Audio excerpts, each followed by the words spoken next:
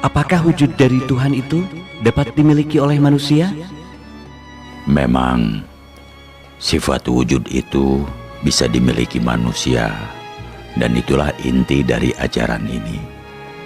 Selama manusia mampu menjernihkan kalbunya, maka ia akan mempunyai sifat-sifat itu.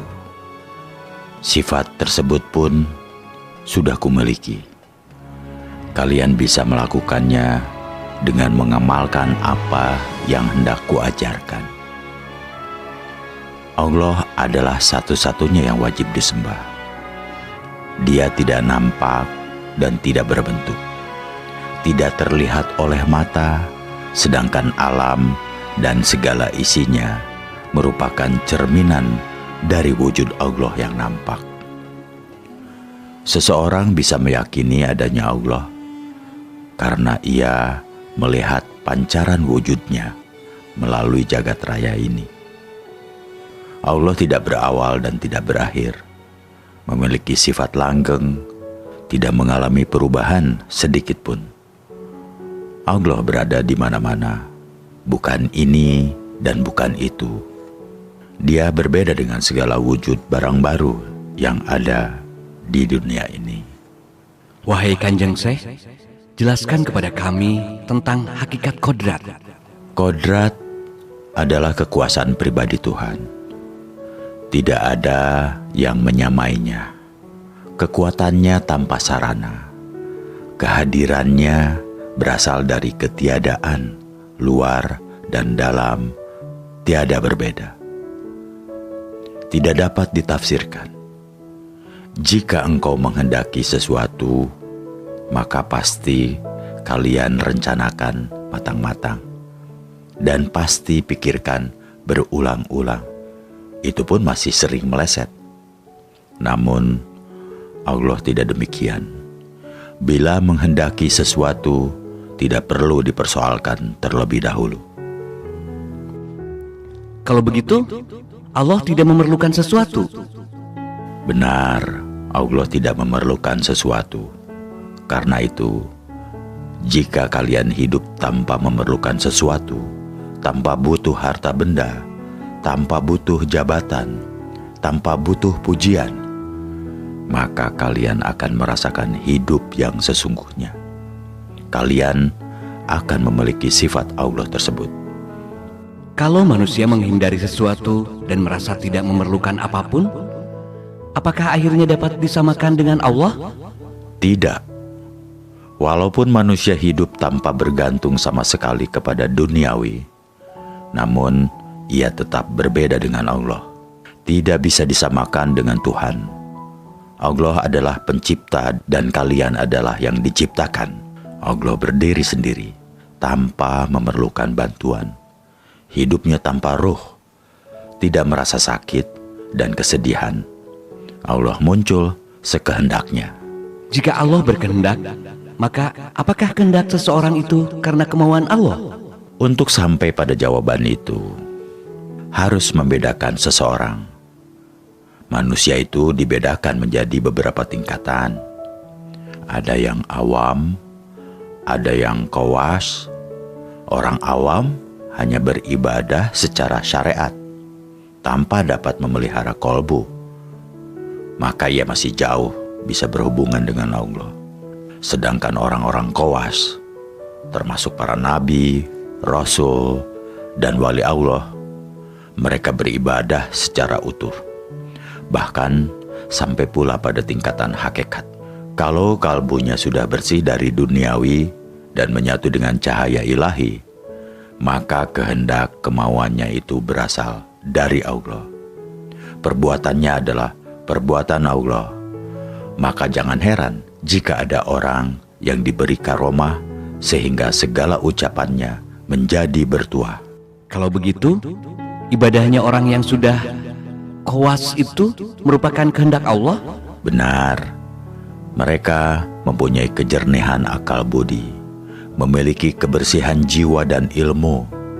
Sholat 5 waktu dan berzikir merupakan kehendak yang sangat dalam, bukan kehendak nafsunya, namun kehendak Allah.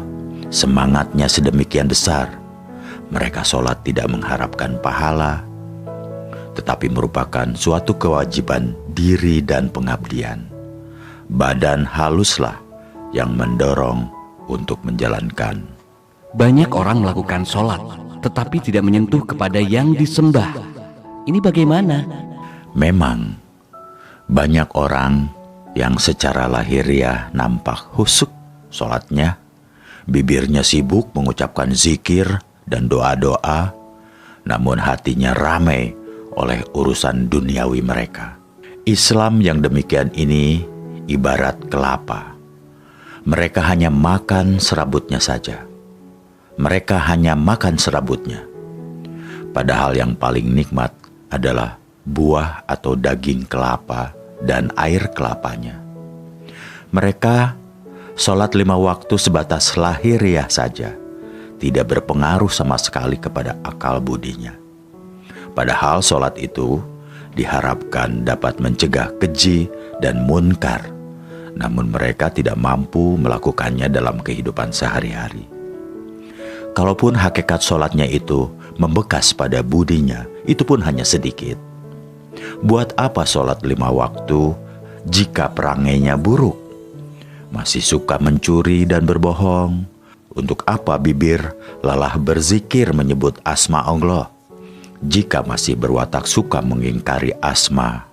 Kadang-kadang pula mereka berharap pahala. Sholatnya saja belum tentu dihargai oleh Allah, tetapi buru-buru meminta balasan. Aneh. Wahai Syekh, ada hadis Rasulullah yang menyebutkan bahwa amal hamba yang pertama kali diperhitungkan adalah sembahyang. Jika sembahyangnya baik, maka semua dianggap baik. Ini bagaimana? Itu perlu ditafsirkan. Tidak boleh dipahami secara dangkal makna dari hadis tersebut. Hadis itu mengandung logika sebagai berikut.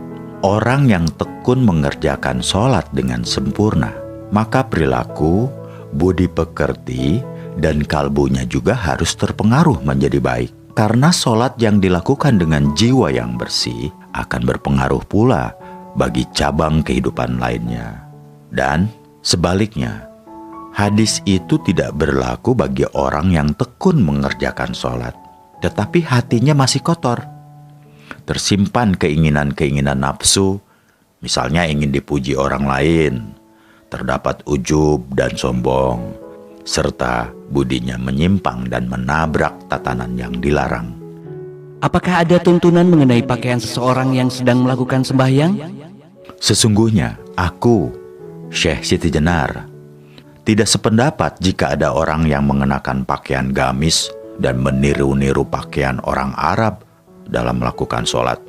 Jika selesai sholat, jubah atau gamis itu dilepaskan, sedangkan sholat orang tersebut tidaklah menyentuh hatinya. Meskipun berlama-lama merunduk di masjid, namun masih mencintai duniawi. Sholat yang pakaiannya kedombrangan, merunduk di masjid berlama-lama sampai lupa anak istri, sedangkan dia masih mencintai duniawi dan mengumbar nafsu manusiawinya. Bahkan dalam kehidupan sehari-hari, ia seringkali menyusahkan orang lain. Maka orang yang demikian itu tidak terpengaruh oleh sholat yang dilakukan. Biasanya tipe orang seperti itu sibuk menghitung pahala. Dia sangat keliru dan bodoh. Pahala yang masih jauh tetapi diperhitungkan. Sungguh sedikit pun tidak akan dapat dicapainya. Zat yang luhur dan sejati itu sesungguhnya siapa, wahai Syekh? Gusti Allah adalah zat yang tinggi dan terhormat. Ia memiliki 20 sifat. Semua timbul atas kehendaknya. Ia mampu mencurahkan ilmu kebesaran, kesampurnaan, kebaikan, keramahan, kekebalan dalam segala bentuk. Memerintah umat dapat muncul di segala tempat dan sakti sekali. Aku, Syekh Siti Jenar, merasa wajib dan menuruti kehendaknya, sebagaimana ajaran Jabariyah, dengan sesungguhnya dan konsekuen. Selalu kuat cita-citanya, kokoh tidak tergoyahkan terhadap sesuatu yang tidak suci, berpegang teguh kepadanya selama hidup, tidak akan menyembah terhadap ciptaannya, baik dalam wujud maupun dalam pengertian. Mengapa Kanjeng Syekh dianggap oleh para wali sebagai wali murtad? Karena ajaranku tidak mudah dipahami orang awam. Bagaimana ajaran Kanjeng Syekh yang dianggap sesat? Aku adalah penjelmaan dari zat luhur yang memiliki semangat, sakti, dan kekal akan kematian. Dengan hilangnya dunia, Gusti Allah telah memberi kekuasaan kepadaku, dapat manunggal dengannya, dapat langgeng, mengembara melebihi kecepatan peluru. Bukannya akal, bukannya nyawa, bukan penghidupan yang tanpa penjelasan dari mana asalnya dan kemana tujuannya. Apa hubungannya antara Kanjeng Syekh Siti Jenar dengan Allah yang kau sebut sebagai zat sejati? Zat yang sejati menguasai wujud penampilanku karena kehendaknya. Maka wajarlah jika aku tidak mendapat kesulitan.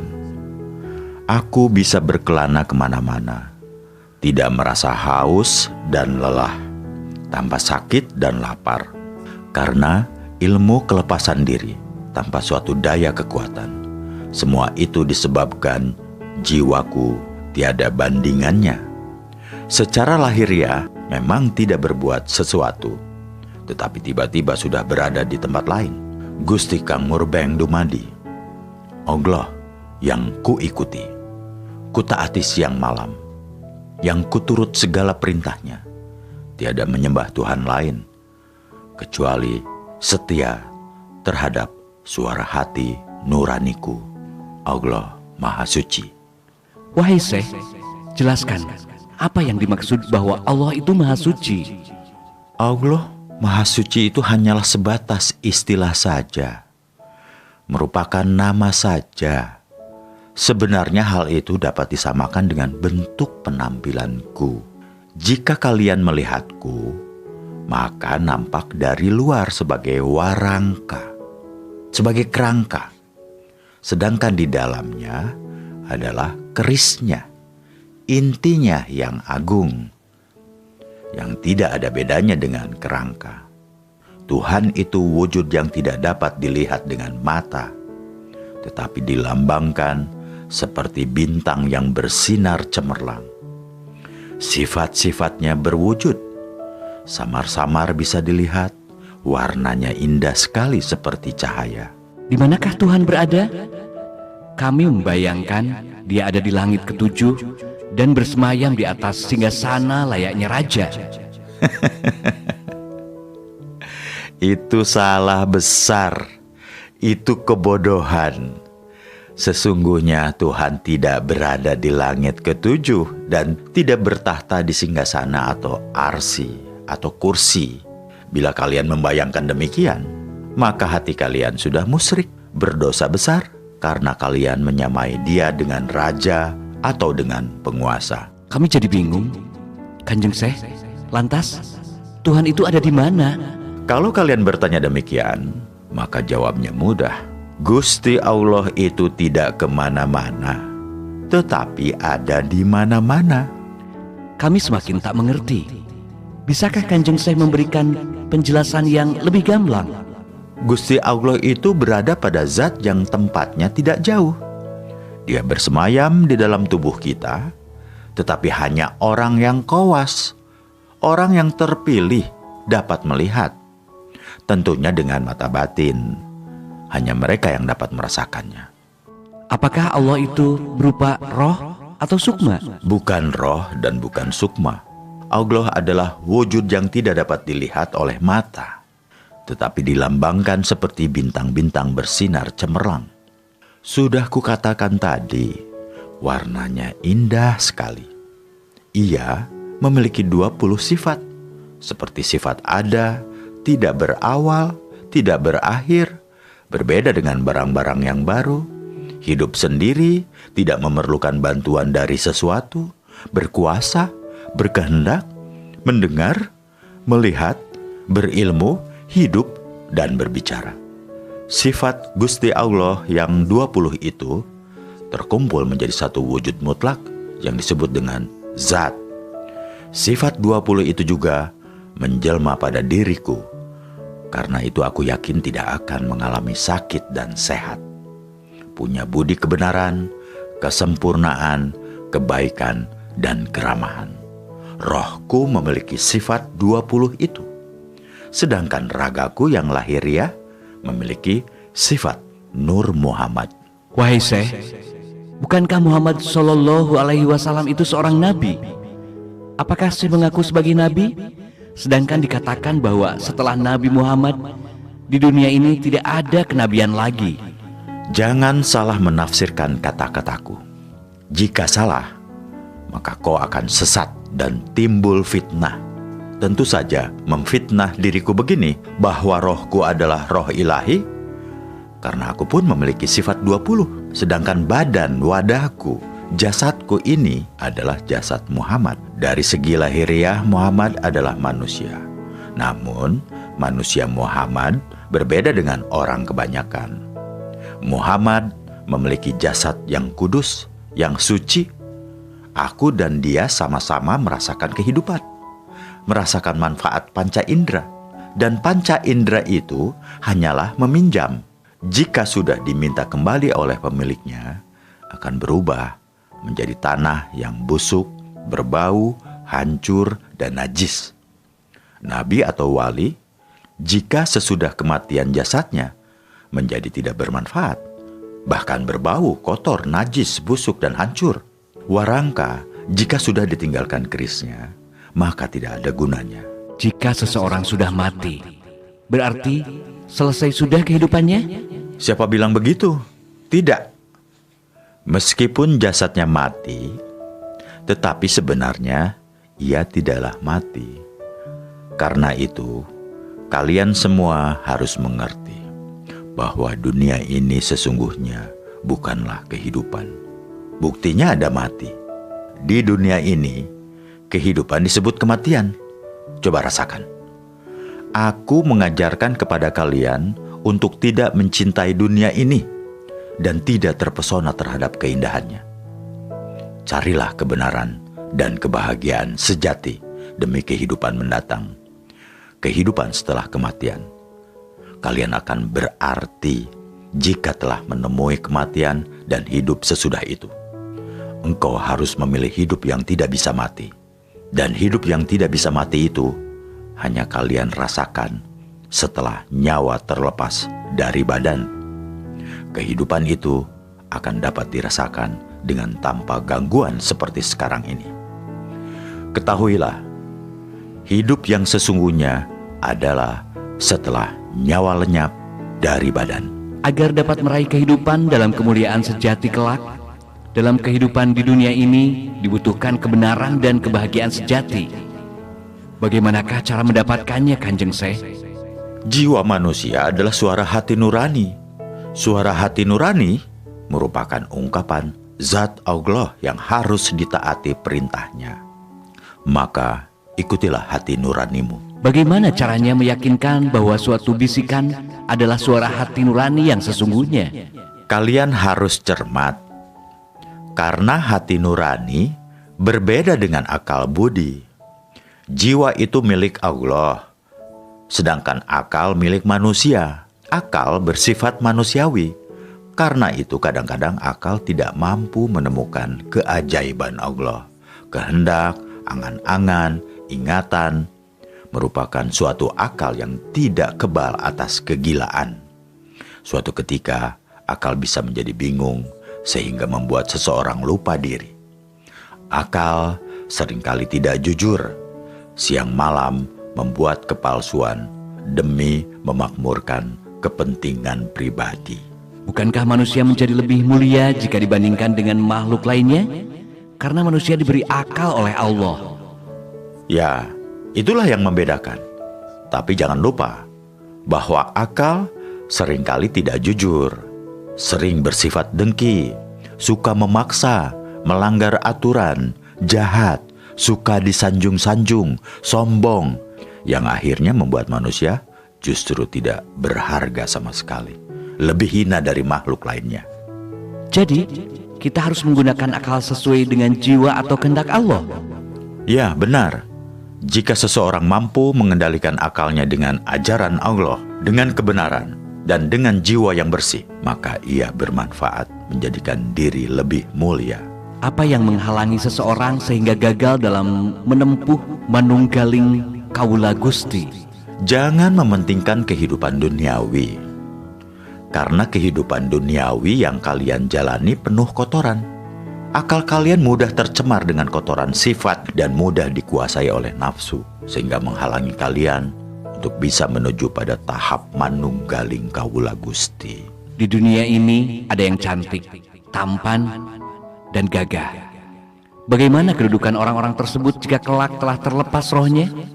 Kalian jangan mencintai dan mengagumi bentuk yang cantik, tampan, atau gagah. Karena sebenarnya badan, wadah, atau jasad laksana sangkar yang mengurung jiwa.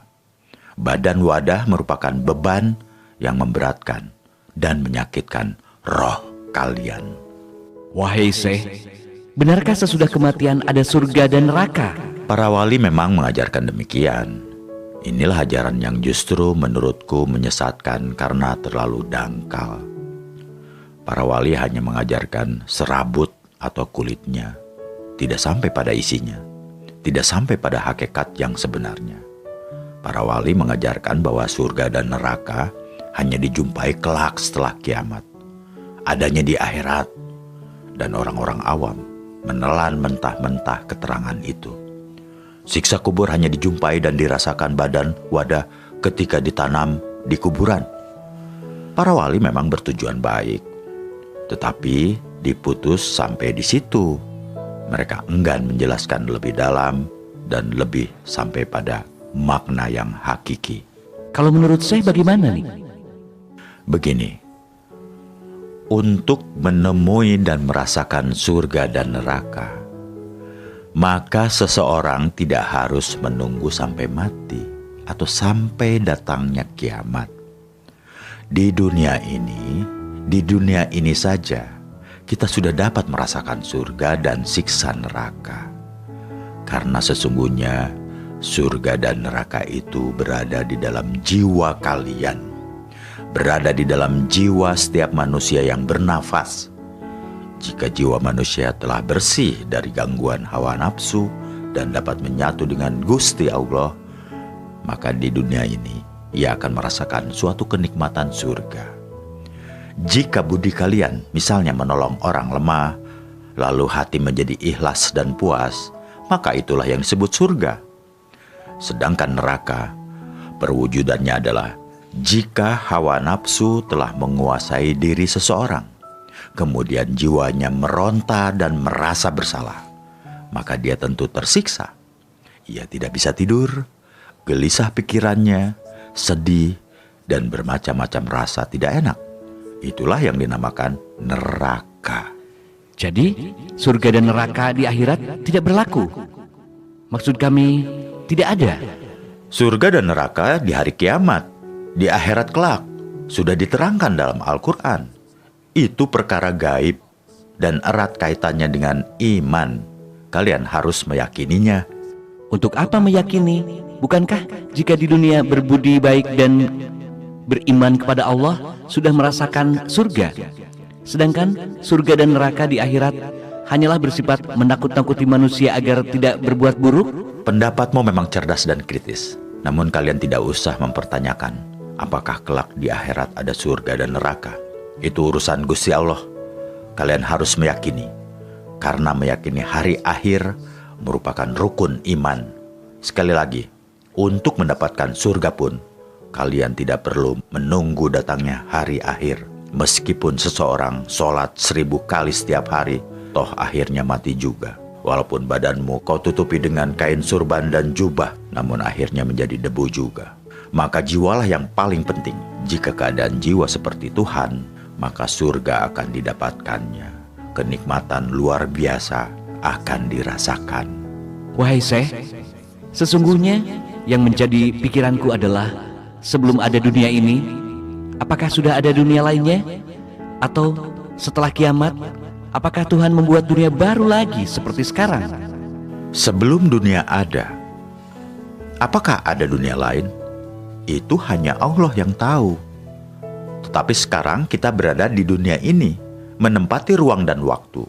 Dunia ini asalnya adalah baru, kemudian mengalami kerusakan, dan kelak akhirnya menjadi hancur, lenyap, tidak berharga. Setelah kiamat, apakah Tuhan membuat dunia baru untuk kedua kalinya? Tidak. Wahai Syekh, kalau begitu, dunia erat kaitannya dengan raga kita, sedangkan jiwa erat kaitannya dengan alam akhirat. Benar. Dunia itu erat kaitannya dengan raga.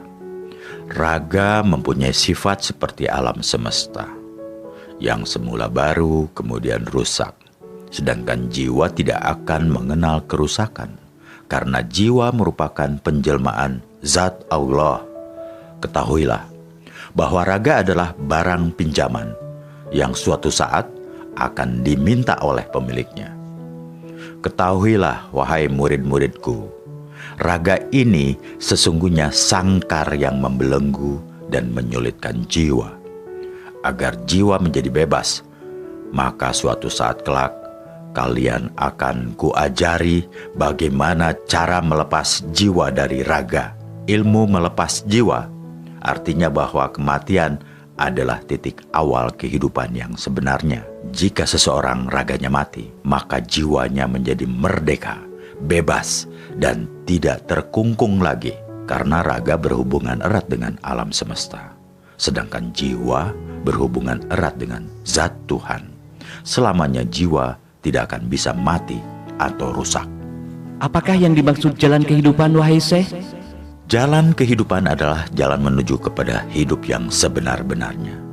Setelah engkau mengalami kematian, jika seorang bayi lahir, maka bukanlah awal kehidupan, namun merupakan awal kehidupan palsu, seperti yang kalian rasakan saat ini. Inilah yang sesungguhnya kematian sejati. Jika demikian, badan ini tidak bisa merasakan kehidupan yang sebenar-benarnya. Ya, tidak bisa. Kehidupan sejati tidak dapat dirasakan oleh raga. Karena jika raga mati, akan tetap dapat dirasakan oleh jiwa, membusuk menjadi tanah. Bagaimana jika sekarang ini seseorang berbuat dosa? Apakah jiwanya ikut bertanggung jawab, sedangkan yang melakukan dosanya adalah raga? Tetap ikut bertanggung jawab. Karena jiwa yang menyatu ke dalam raga tidak bisa mencegah hawa nafsunya, serta akal yang suka berbuat buruk. Maaf, saya belum paham, Syekh. Ketahuilah, setiap orang yang lahir di dunia ini, maka jiwanya menyatu dengan akal. Selain akal dalam diri manusia, juga ada hawa nafsu. Ketika seseorang berbuat buruk, berarti raganya didorong dan dipengaruhi oleh hawa nafsu dan akalnya. Akal dan nafsu memang suka berbuat buruk. Apabila jiwa mencegah melalui hati nurani, maka raga tidak akan berbuat buruk. Akan tetapi, jika jiwa membiarkannya, maka raga tetap melakukannya. Karena itu, bagaimanapun juga, jiwalah yang akan mempertanggungjawabkan perbuatan baik dan buruk raganya. Tadi Syekh mengatakan jiwa adalah penjelmaan zat Tuhan. Mengapa kadang-kadang jiwa mau mencegah dan kadang membiarkannya? Perlu kalian ingat bahwa di dalam raga ini terdapat nafsu-nafsu. Jika nafsu kuat menguasai, maka jiwa menjadi terbelenggu. Karena itulah mengapa aku katakan bahwa kehidupan sekarang ini adalah kematian, sedangkan setelah ajal merupakan awal kehidupan. Sesudah kematian, maka seseorang akan mencapai kebebasan jiwanya. Ajaran Syekh Siti Jenar memang agak beda dengan ajaran para wali songo. Siti Jenar mengajarkan bahwa Tuhan adalah zat yang mendasari adanya manusia, hewan, tumbuhan, dan segala yang ada. Keberadaan segala di dunia ini tergantung pada adanya zat. Tanpa ada zat yang maha kuasa, maka mustahil sesuatu yang wujud itu ada. Ajaran ini tidak pernah disampaikan oleh para wali songo. Mereka menyadari bahwa umatnya masih terlalu awam terhadap Islam, sehingga memberi materi yang ringan dan praktis saja.